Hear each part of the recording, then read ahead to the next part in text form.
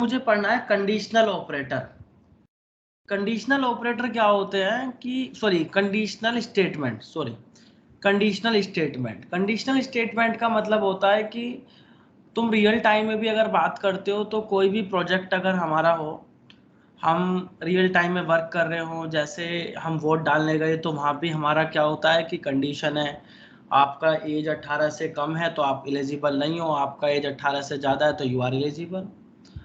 आपका second is अगर आप ट्रेन रिजर्वेशन करने गए तो आपका अगर एज लेस देन 10 है तो हाफ टिकट, अब आपका एज ग्रेटर देन 10 है तो आपका फुल टिकट। ऐसे कुछ भी मम्मी ने काम बताया तो वहाँ भी कंडीशन लगा देती हैं, ये हो तो ऐसा कर लिए, ना हो तो ऐसा कर लिए। तो हर जगह कंडीशंस हैं, और जब रियल टाइम में इतनी कंडीशंस हैं तो कोई प्रोजेक्ट आप क्रिएट करोगे तो वहाँ भी कंडीशन होंगी पक्का। तो कंडीशन बेसिकली लगाते कैसे हैं, कंडीशन के लिए कोडिंग क्या होती है, कैसे करते हैं, कैसे कंडीशनल स्टेटमेंट्स को हम हैंडल करते हैं, वो चीजें आज हमें सीखनी है। तो हम लोग इफ हमारे पास कंडीशनल स्टेटमेंट के लिए होता है if else. If else, if का मतलब कोई कंडीशन है इफ में तो वो अगर पास है तो इफ स्टेटमेंट चलेगा, अगर इफ स्टेटमेंट हमारा पास नहीं है तो एल्स चलेगा। इस तरीके से हमारा इफ एल्स चलता है। तो आज मैं एक प्रोग्राम करता हूं कि मेरे को कोई भी यूजर से एक नंबर लेना है, जैसे यूजर ने डाल दिया मेरे को फॉर एग्जांपल 18, तो आउटपुट आ जाए मुझे एलिजिबल। यूजर ने डाल दिया 17, आउटपुट आ जाए नॉट एलिजिबल। यूजर ने डाल दिया 40 तो आउटपुट आ जाए एलिजिबल। इस तरीके से मैं एक प्रोग्राम चाहता हूं कि कोई भी नंबर मुझे यूजर दे और उस नंबर को मैं वेरीफाई करूं और चेक करूं कि वो नंबर एलिजिबल है या नहीं। अगर लेस देन 18 है तो not eligible, greater than equal 18 है तो एलिजिबल। ये मुझे आज का टास्क है, ये मुझे करना है। क्वेश्चन में कोई समस्या लग रही हो तो मुझसे बताओ, वरना तो मैं कोडिंग करनी स्टार्ट करूं।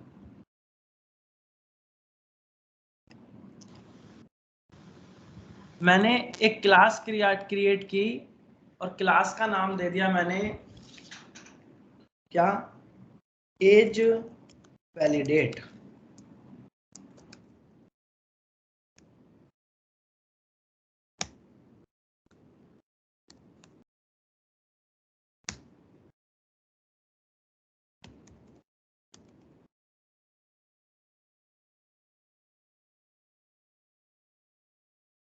गेट वैलिडेट एज, क्या दे दिया मैंने, गेट वैलिडेट एज।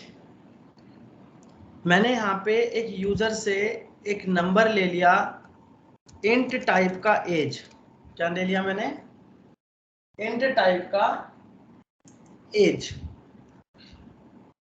अब इंट टाइप का एज लिया तो मैंने यहाँ, अब ये जो मेथड है मेरा, ये रिटर्न टाइप है, नॉन रिटर्न टाइप है, पैरामीटराइज है, नॉन पैरामीटराइज है, कैसा है,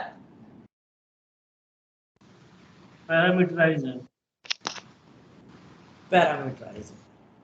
रिटर्न टाइप है, नॉन रिटर्न टाइप है, नॉन रिटर्न रिटर्न टाइप है सर। नॉन रिटर्न टाइप है। Non return type. अरे सुन, मेरे तरुण को बोलिए मेरे ना टिफिन, मेरे बैग में ना मेरा टिफिन दे देगा, टिफिन लंच दे देगा। इफ अगर एज, इफ अगर एज लेस देन कितनी होती है, 18। जानते हो ये साइन तो सब समझते होंगे ना, less than, greater than, less than equal, greater than equal, इनमें तो कोई कंफ्यूजन नहीं है। No sir no.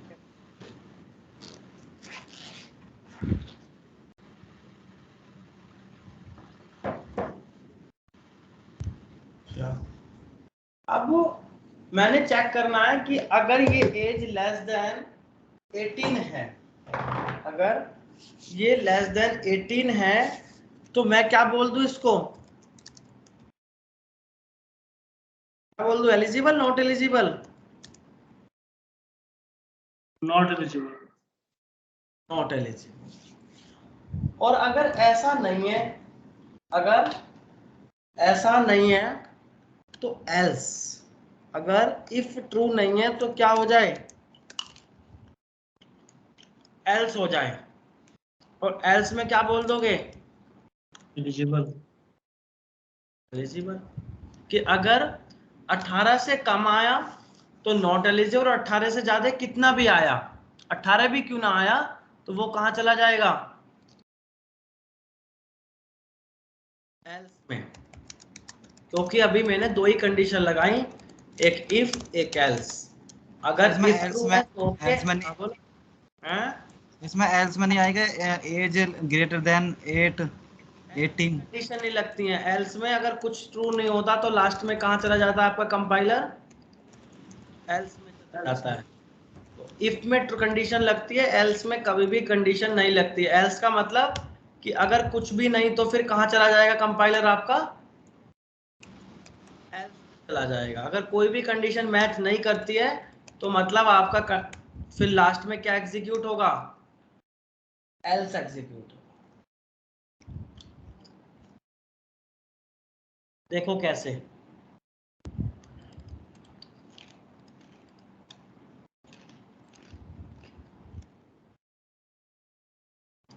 अभी एज के अंदर क्या वैल्यू है, 65। 65। क्या 65 लेस देन 18 है, नो सर, ग्रेटर देन 18। तो कहां जाएगा कंपाइलर देखना, एल्स में एल्स में और क्या आउटपुट दे दिया उसने, एलिजिबल। एलिजिबल।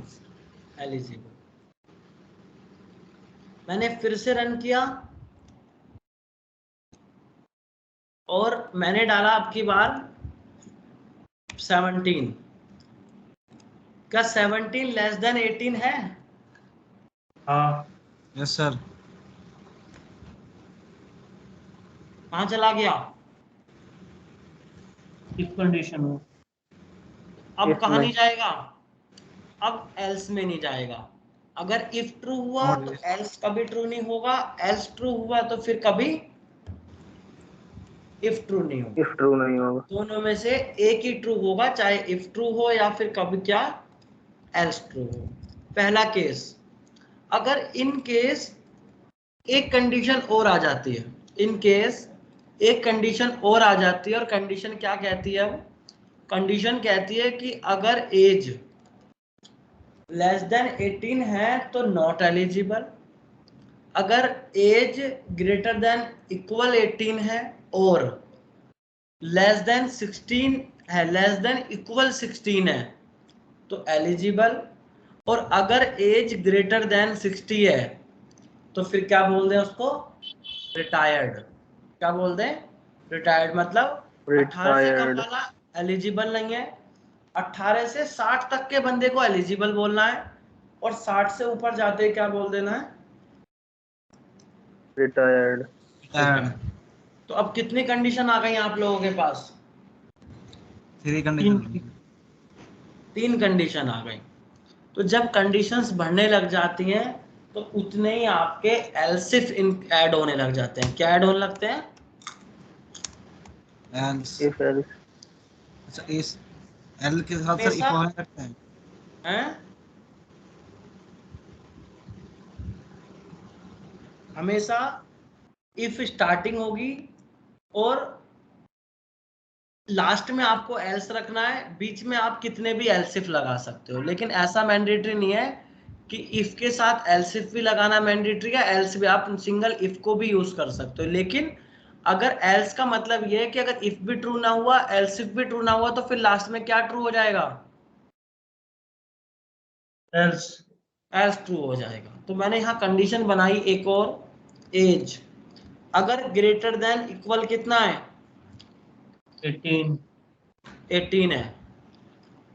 ये साइन सुने आपने कभी, ये एंड और, इनका कोई मतलब पता है किसी को, एंड का मतलब क्या होता है और का मतलब क्या होता है, यस सर। क्या सर एंड का मतलब है जब दोनों कंडीशन में से एक भी, मतलब दोनों ट्रू होंगे तो तभी ट्रू होगा प्रिंट। एंड का मतलब होता है ना उसमें एक भी फॉल्स होगा तो फॉल्स होगा। सही। अब मैंने यहाँ पे लिखा एंड, एंड अगर अगर एज लेस देन इक्वल कितना हो, एज लेस देन कितना हो 60, क्या बोल दूं, नॉट एलिजिबल। एलिजिबल।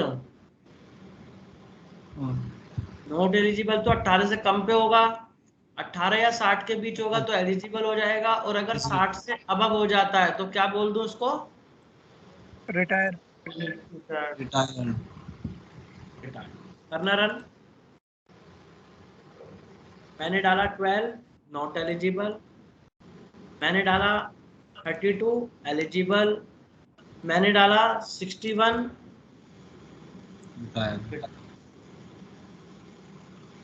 क्लियर है। सर इसमें अगर एल्स के साथ इफ आएगा तब हम कंडीशन लगा सकते हैं, वरना एल्स के साथ नहीं लगाने की कंडीशन। हाँ, एल्स पे कभी कंडीशन नहीं लगती, हमेशा कंडीशंस इफ पे और एल्स इफ पे लगी। ओके ठीक है। एक प्रोग्राम में तुम्हें और कराता हूँ, तुम्हें याद होगा।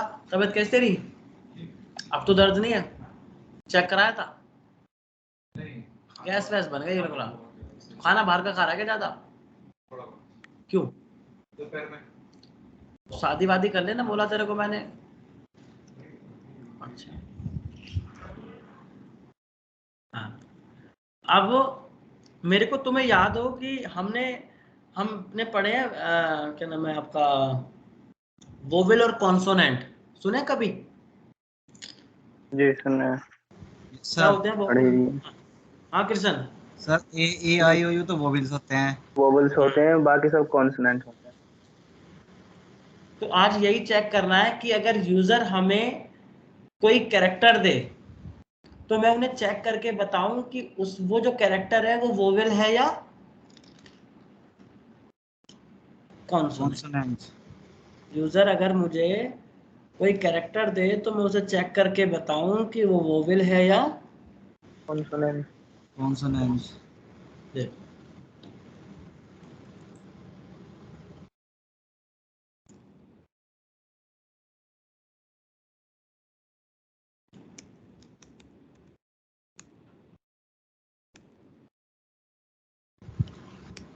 सर इफ एल्स वाले में तो हम मार्क्स की भी बना सकते हैं, रिजल्ट वाली जो जिसमें मतलब अगर 60 से ऊपर है तो ए ग्रेड है, 60 से नीचे है तो बी ग्रेड है, और 40 से नीचे है तो मतलब फेल है, ऐसे मतलब ऐसे करके मार्क्स पूरा रिजल्ट बना सकते हैं ना सर। आने तो दे वहां तक, टेंशन ना ले, खाली ना रहने तू संडे सैटरडे, परेशान मत हो। Okay okay.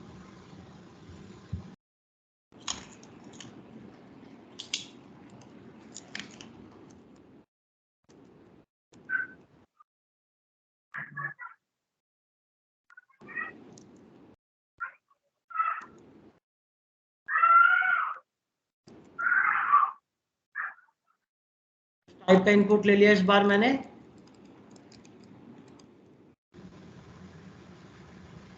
वो भी पैरामीटर किस टाइप का ले लिया, वोवेल सर टाइप का है,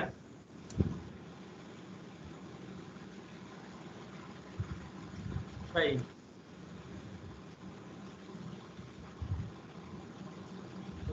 पता नहीं क्या पैरामीटर कहाँ पर है, क्या है ये, सर सर CHAR क्या बोलते हैं इसको, चार कैरेक्टर टाइप का। अच्छा कैर।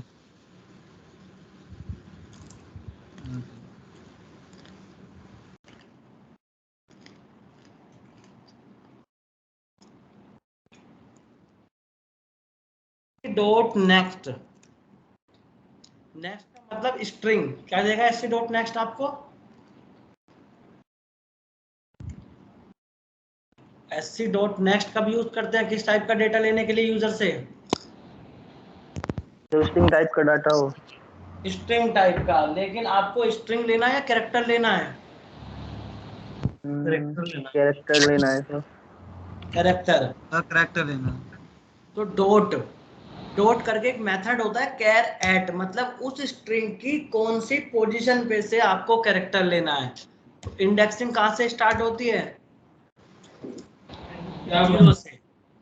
जीरो से इंडेक्सिंग कहाँ से? जीरो से। तो उस स्ट्रिंग पे से पहली पोजीशन पे जो डेटा होगा, जीरो पोजीशन पे जो डेटा होगा वो उठा के दे देगा मेरे को। तो मैं उसको कहाँ रख लूं? इनपुट में। किस टाइप में? Character type. कैरेक्टर। ये लाइन जो है, ये लाइन आप तब यूज करोगे जब आपको कंसोल से कैरेक्टर टाइप का क्या लेना है? डाटा। इनपुट लेना है। Input, yes input. अब तो ये ओबी कैर डॉट, एटी का मतलब सर क्या है इसमें? हाँ, ये कैर एटी जो आ रहा सर, ये कैरेट एक मेथड है जो नहीं। किसी स्ट्रिंग में से कैरेक्टर को फाइंड करने का काम करता है। तो sc डॉट नेक्स्ट एक स्ट्रिंग है जो स्ट्रिंग लेगा, उस स्ट्रिंग पे से मुझे कौन सा कैरेक्टर पिक करना है, वो कैरेक्टर मैंने कौन सी इंडेक्स बता दिया? जीरो। कैर कि 80। उस स्ट्रिंग पे से जीरो इंडेक्सिंग पे जो कैरेक्टर रखा है वो पिक करे और करके कहाँ रख दे? इनपुट में रख। इनपुट में। अब वो मेथड को कॉल कर लो, ओबी डॉट गेट वैलिडेट, और यहाँ से क्या भेज दो? इनपुट। अब यहाँ कंडीशन लग जाएंगी if input equal equal. Character को हमेशा किस में लिखते हैं? डबल कोट्स में, सिंगल कोट्स में? डबल सिंगल में। सिंगल कोड में सर। अगर इनपुट इक्वल इक्वल ये है तो फिर क्या बोलते हैं इसको? एक क्या है? Vowel consonant? Vowel. Vowel. Is a vowel. Sir double equal लगाना पड़ेगा इसमें? हाँ, कंडीशन है ना। क्या कर रहे हो? कंडीशन चेक कर रहे हो ना? जी सर। तो सिंगल ऑपरेटर का मतलब होता है असाइनमेंट और डबल ऑपरेटर का मतलब होता है conditional. Okay. A E O U, A E I O U, A E I O U. अगर इनके अलावा कोई भी कुछ आए तो उसको क्या बोल दें? क्या बोल दें? कॉन्सोनेंट।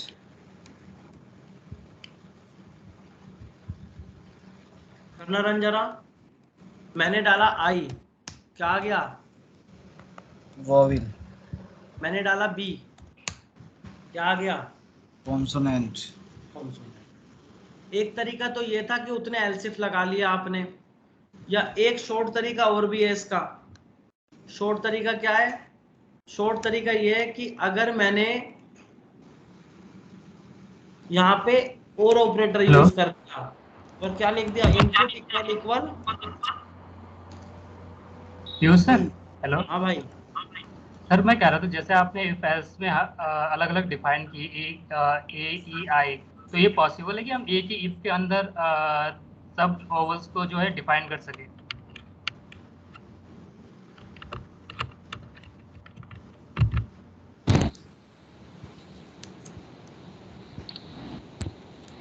दिया मैंने,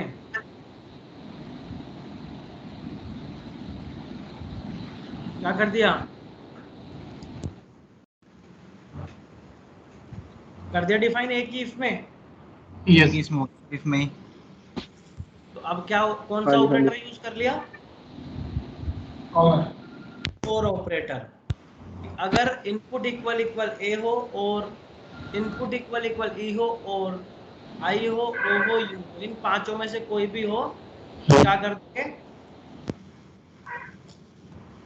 वोवेल। रन करते हैं, डालते हैं यहाँ पे सपोज ई, आउटपुट वोवेल, और रन आउट डालते हैं सी, तो आउटपुट कॉन्सोनेंट।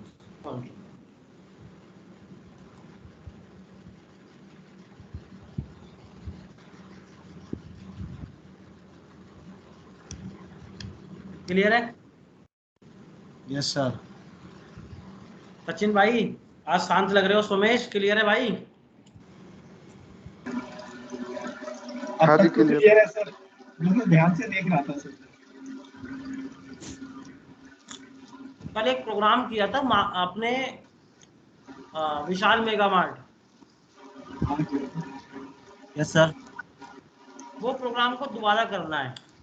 लेकिन अब क्या करना है उस प्रोग्राम में, अगर प्रोडक्ट का अमाउंट कितना हो, लेस देन 1000 1000 कितने परसेंट जीएसटी लगे, 5%। 5%। अगर ग्रेटर देन इक्वल 1000 हो एंड लेस देन इक्वल कितना हो 2000। तो कितने परसेंट लगे, 10%। और अगर ग्रेटर देन कितना हो 2000। कितने परसेंट लगे। 18%। अभी तक तुम लोगों ने कितने परसेंट लगाया था जीएसटी, हमेशा 18% सर। 18%। लेकिन अब मैं चाहता हूं कि प्रोडक्ट के अमाउंट के हिसाब से जीएसटी कैलकुलेट होना चाहिए।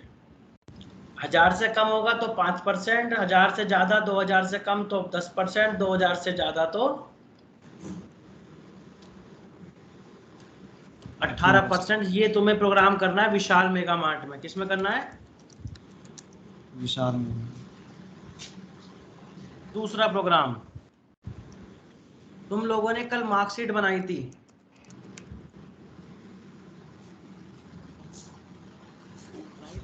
मैं झूठी बोल रहा हूं, मैं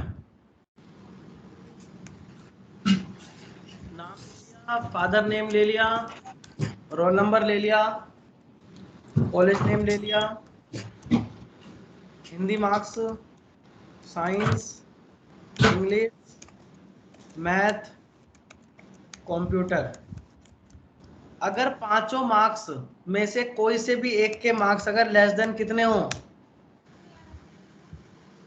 33।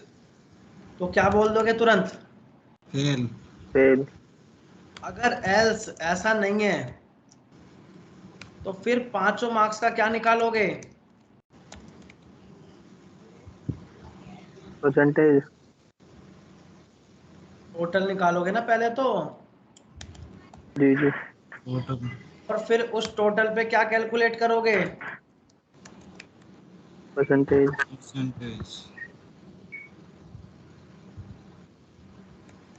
परसेंटेज। इफ अगर परसेंटेज लेस देन 45 होती है तो कौन सी डिवीजन आएगी, थर्ड।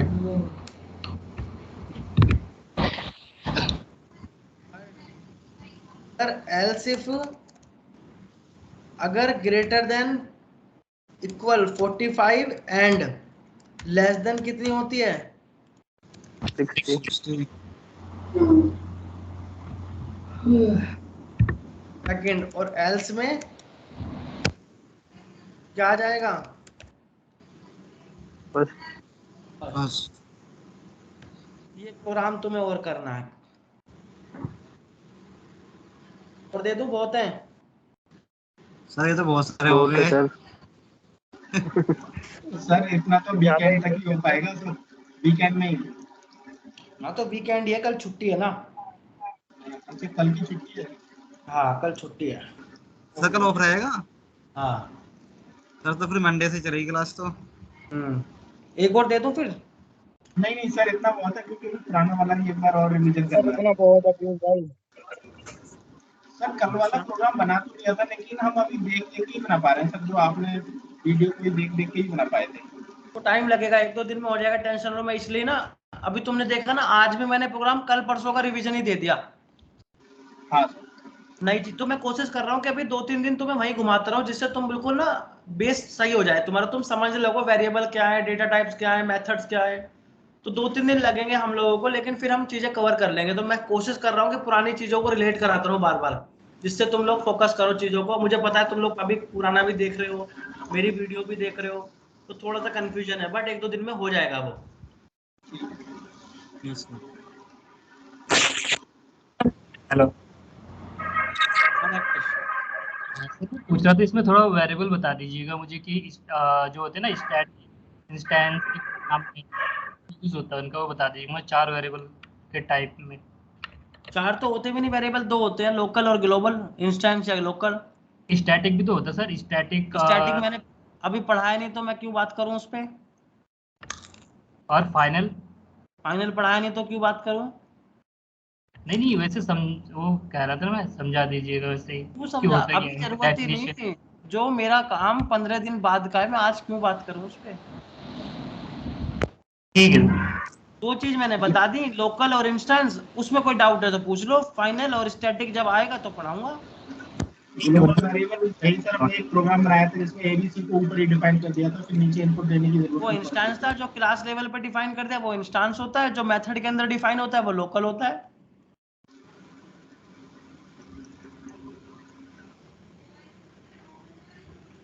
चीजें जैसे एक सिस्टमैटिक वे में जाएंगी, ऐसे पढ़ाऊंगा। जिस दिन जावा फिनिश करूं उस दिन बताना कि आपने ये नहीं पढ़ाया, क्योंकि लेकिन मैं आज ही स्टैटिक, आज ही फाइनल पढ़ा दूंगा तो आप लोग कंफ्यूज हो जाओगे। सर कितनी जैसे देर में हो जैसे जाएगा जावा कंप्लीट? क्या कह रहा है? जावा ऑटोमेशन कितनी देर में हो जाएगा सर कंप्लीट?